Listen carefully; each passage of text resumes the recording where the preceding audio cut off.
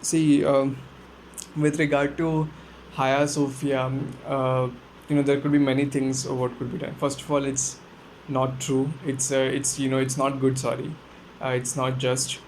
And the fault didn't lie, by the way, in this time period.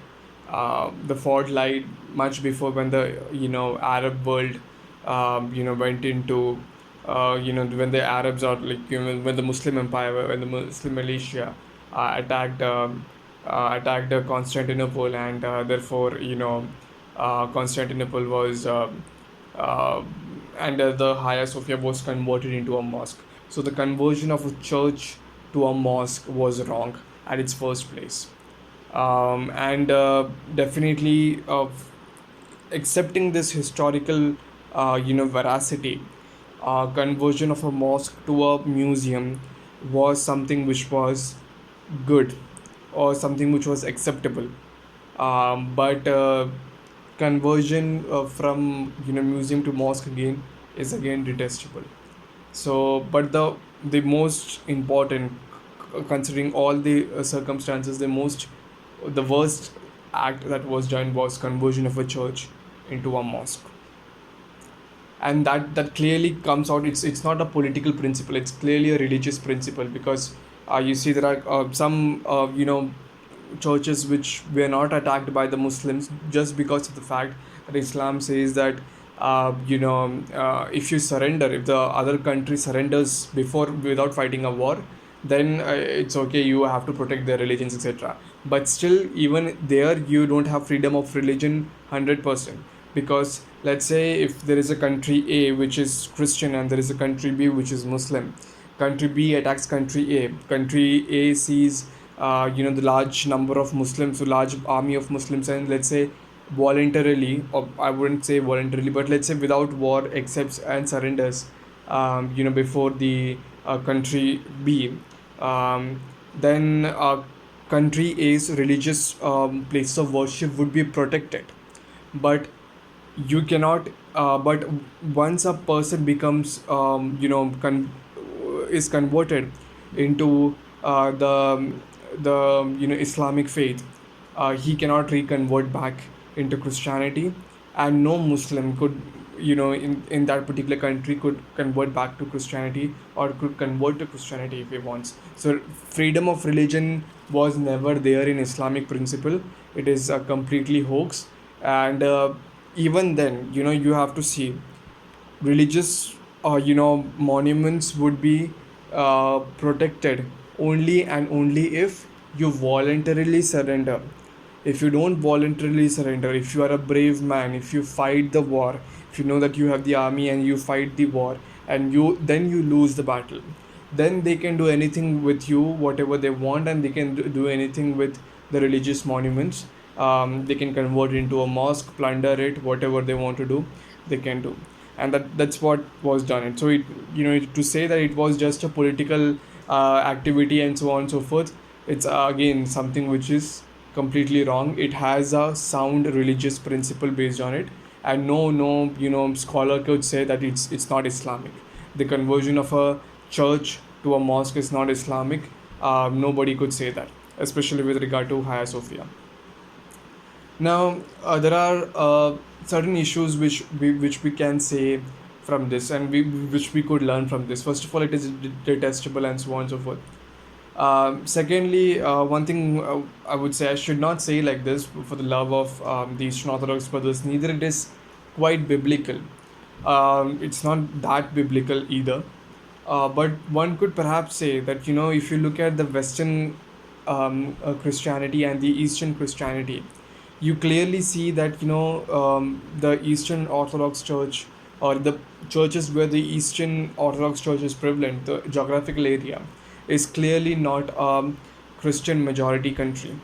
And because it's not a Christian majority country, you clearly see that they have to, they are not able to evangelize it further. They don't evangelize much. They haven't been evangelizing, unlike in America, etc., where there is a lot of evangelization that happens. I'm not asking conversion, because conversion is from your heart. You hear your evangelization, you hear the good news, and you either put it as God's word or you put it as hate speech. That's the thing, but it's your right to whichever way you want to think it, right? So evangelization, conversion, one cannot say it depends upon the people, but evangelization is certainly not done in Western churches and in Western countries as much as it is done in the Eastern countries. And that's simply because the majority religion is not Christianity. The majority religion is also a religion which is, which is which prohibits conversion from one religion to another to as so as to give death sentence. Just very few countries are left in the world which are majoritively Muslim, for example, with a Muslim majority, and yet with a freedom of conversion from one religion to another. Um, they include Indonesia, but part of Indonesia, Islamic law applies. If you convert from Islam to Christianity, you are dead. I think so. I have to check about Turkey. Definitely is a secular country in that sense. Um, Azerbaijan and Kazakhstan would be other two countries. Other than that, no country whatsoever, no Muslim country, no country how developed you see, Qatar, Kuwait, nothing. No matter how much they would, let's say that we take care of minorities, religious freedom is not there in those countries. So, you know, so yeah, that's the thing. Evangelization doesn't take place, and therefore we need to. This thing is also there. It's not just important that we need to preserve our Christianity, or we need to definitely continue our church. More and more members should be coming into the church.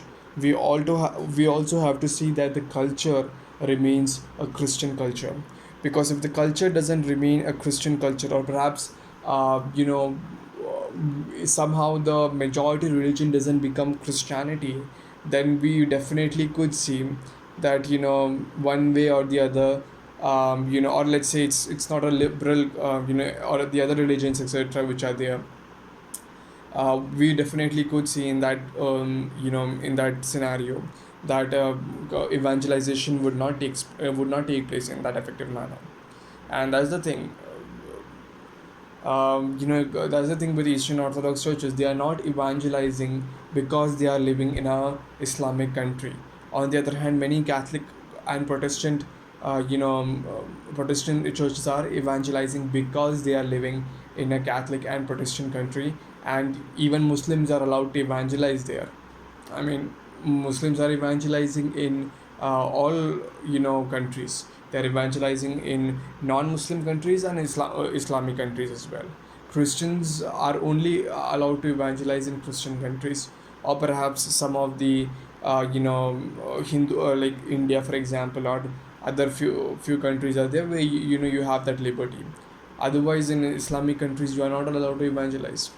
So therefore, it is very important that your majority culture remains a Christian culture. Of course, there also you have to see if people are voluntarily converting to another faith, from Christianity faith. You have to. It's not that you cannot you have to force them not to convert.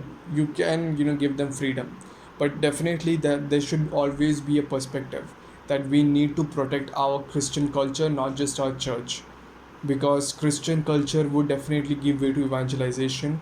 If some other culture comes in, especially something like Islamic culture, then that's a threat towards evangelization. So even though it may not be a threat directly, if uh, more and more Muslims come in your country, and with this Islamic faith of implementing Sharia, it might be a problem when if they are too large in number and they throw the government apart, which has been happening in many countries, by the way. It's not that Bangladesh was a secular country converted to an Islamic country. So and that too by by the people in general, with the government was forced to do that. So this is the thing.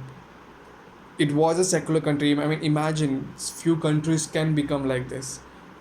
it was a secular country. Voluntarily, the majority of the population decided it would be an Islamic country, and even Christian countries can become so like that.